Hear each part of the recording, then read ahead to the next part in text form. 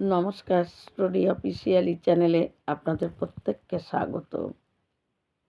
আমরা অনেক সময় নিজেরা মনে মনে ভাবি, আমাদের যখন পরিস্থিতি খারাপ যায়, সময় খারাপ যায়, হয়তো কোনো কাজ ঠিকমতো করে হয় না, বা কোনো কাজ করতে গেলে সেটা হয়তো ঠিকমতো কাজটা হচ্ছে না, যেভাবে চাওয়া যাচ্ছে সেই রকম পরিপূর্ণতা কাজ আসছে না। তখন আমরা কী করি, নিজের মধ্যে বিচলিত হয়ে যাই যে হয়তো আমার কোনো গ্রহের দোষের জন্য আমার সময় খারাপ যাচ্ছে, এবং তখন বিচলিত হয়ে অনেক সময় আমরা অনেকের পরামর্শ নিই যে কী করলে এই গ্রহের দোষ থেকে মুক্তি পাব। আসলে যে নাকি এই গ্রহ নক্ষত্রের যে মালিক, যে সর্বেসর্বা, যে এই বিশ্বকে সৃষ্টি করেছে, যে এই বিশ্বকে পালন করে যাচ্ছে, আমরা তার কথা ভুলে যাই। কিন্তু এই সমস্ত নক্ষত্র, সমস্ত গ্রহ তাকে দর্শন মাত্র, তার ভিতরে যদি তাকে দর্শন করা যায়, তাহলে তার ভিতরে কোনো গ্রহের দোষই থাকে না। তাই ভগবান শ্রীকৃষ্ণ আমাদের যে সেই তো হলো জগন্নাথ। তাই জগন্নাথ প্রভুকে নিত্য দর্শন করলে তার গ্রহের দোষ কোনো তার ভিতরে থাকে না। গ্রহ তখন তাকে সুফল দিতে থাকে, কারণ এই গ্রহ নক্ষত্র সব কিছুর মালিকই হলো ভগবান শ্রীকৃষ্ণ।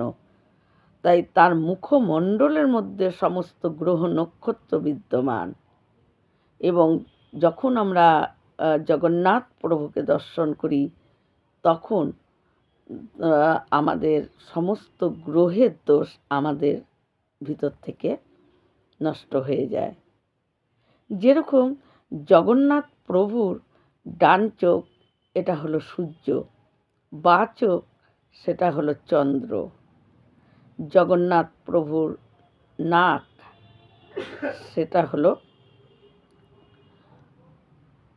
মঙ্গল। প্রভুর যে তিলক, সেটা হলো বৃহস্পতি। আর প্রভুর যে মুখ, সেটা হলো বুধ। আর জগন্নাথ প্রভুর যে গায়ের কালো রং, সেটা হলো শনি গ্রহ। আর মুখমণ্ডলের চার কোণাটা, সেটা হলো শুক্র গ্রহ।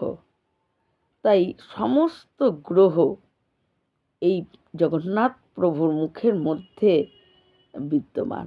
তাই জগন্নাথ প্রভুকে যদি কেউ দর্শন করে, তখনই তার গ্রহের দোষ নষ্ট হয়ে যায়। তার অন্য কোনোখানে এই গ্রহের দোষ কাটানোর জন্য যাওয়ার কোনো প্রয়োজনই নেই, কারো থেকে পরামর্শ নেওয়ারও কোনো প্রয়োজন নেই।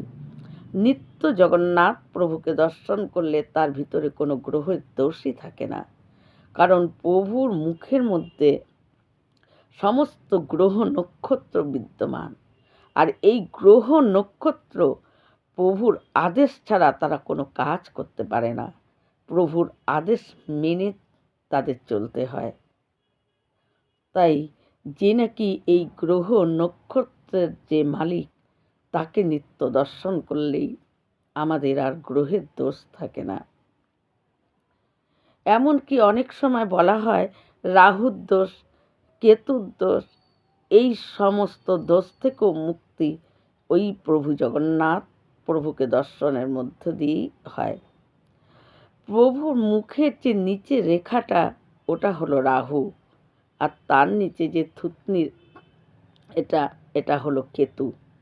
তাই যখন নাকি আমরা জগন্নাথ প্রভুকে দর্শন করি, তখন আমাদের সমস্ত নক্ষত্র, সমস্ত গ্রহ এবং রাহু কেতু সব কিছু তখন সুফল দিতে থাকে। তারা প্রভুকে দর্শন করা মাত্র আমাদের যে গ্রহের দোষ, সমস্ত দোষ নষ্ট হয়ে যায়। অনেক সময় অনেকের এই ভাব থাকে যে প্রভু জগন্নাথকে পুরীতে গিয়েই দর্শন করতে হবে, না হলে সেটা ফল হবে না। কিন্তু আসলে এটা একদম ঠিক না। জগন্নাথ প্রভু যে শুধু পুরীতেই আছে তা কিন্তু না।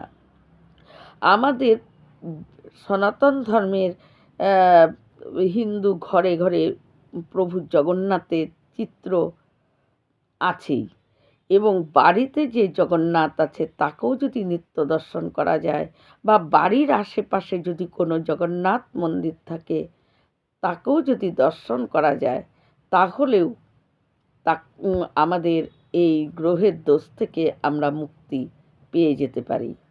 তাই পুরীতে গিয়েই যে জগন্নাথকে দর্শন করতে হবে তা কিন্তু না। হ্যাঁ, পুরীতে যদি যাওয়ার যদি কারো ইচ্ছা থাকে ১০০ বার সে যেতে পারে। কিন্তু যদি নাও যেতে পারে তাহলে বাড়ির জগন্নাথ এবং বাড়ির আশেপাশে কোনো জগন্নাথ প্রভুর মন্দির থাকলে নিত্য দর্শন করলেই আমাদের গ্রহের দোষ সব নষ্ট হয়ে যায়। তাই গ্রহের দোষ নষ্ট করার জন্য কোনো কিছু করার দরকার নেই, অত বিচলিত হওয়ার দরকার নেই। শুধু প্রভু জগন্নাথকে এবং তার প্রতি বিশ্বাস, শ্রদ্ধা, ভক্তি রেখে প্রভু জগন্নাথকে নিত্য দর্শন করার মাধ্যমেই গ্রহের দোষ নষ্ট হয়ে যায়। আমি আজকে আরেকটাও একটা ছোট কাহিনী বলছি এই সম্বন্ধেই। কুরুক্ষেত্রের যুদ্ধের আগে যখন ভগবান শ্রীকৃষ্ণ দুর্যোধনের কাছে গিয়েছিল যে যুদ্ধ হলে, তিনি পরামর্শ দিতে গিয়েছিলেন যে যুদ্ধ যদি হয় তাহলে অনেক অসহায় প্রাণ চলে যাবে, অনেক মানে নারী তারা স্বামীহারা হয়ে যাবে, অনেক ছোট ছোট বাচ্চারা তারা অনাথ হয়ে যাবে, আর অসহায় অনেক প্রাণ চলে যাবে। তাই যুদ্ধের না করে যদি পঞ্চ পাণ্ডবদেরকে 5টা গ্রাম দেওয়া হয় তাহলে আর যুদ্ধ করার কোনো দরকার নেই। ওই পঞ্চপাণ্ডবকে 5টা গ্রাম দিয়ে দিলে তারা সেই গ্রাম নিয়েই তাদের মতো করে তারা থাকবে, আর এই হস্তিনাপুরের রাজা দুর্যোধন হয়েই থাক। ভগবান কৃষ্ণ যখন এই কথা দুর্যোধনকে বলতে যায়, তখন শকুনি দুর্যোধনকে বলে যে পাণ্ডবের হয়ে কথা বলতে এসেছে, একে বন্দি বানাও। কারণ শকুনির কোনো মনের মধ্যে কোনো ধারণাই ছিল না যে স্বয়ং ভগবান কৃষ্ণের তার সে কতটা সামর্থ্যবান। তাই শকুনি অজ্ঞানের মতন বলে দেয় দুর্যোধনকে যে একে বন্দি বানাও, এ পাণ্ডবের হয়ে কথা বলতে আসছে। কিন্তু দুর্যোধন তিনি এমনই ওই শকুনির কথায় ভগবান কৃষ্ণকে তিনি বন্দি বানাতে যায়। আর তখন ভগবান শ্রীকৃষ্ণ তার মানে এক ঝলক, এক কোণা, কিঞ্চিত মাত্র তার শরীর থেকে জ্যোতি বের করাতেই তাদের মানে চোখ টোক ঘোলা হয়ে যায় এবং তারা কিছু দেখতেই পায় না, ভগবান ওখান থেকে চলে যায়। মাত্র একটু কিঞ্চিত একটা বালির কোণার মতো তিনি জ্যোতি তখন কেবল তিনি দেখিয়েছেন, তাতেই এই অবস্থা। তাই তাদের ধারণা নাই যে ভগবান শ্রীকৃষ্ণে তিনি সর্বেশ্বর্বা, তিনি সর্বের অধিনায়ক, তিনি তার যে ক্ষমতা এমন তার আজ্ঞা ছাড়া কোনো কিছু হতে পারে না। তাই সেই সম্বন্ধে তাদের ধারণাই ছিল না। কিন্তু ধৃতরাষ্ট্র যখন এই কাহিনী বা এই কথাগুলো যখন ধৃতরাষ্ট্র শুনে, তখন ধৃতরাষ্ট্র কী করে, একটা জ্যোতিষীকে ডেকে নিয়ে আসে।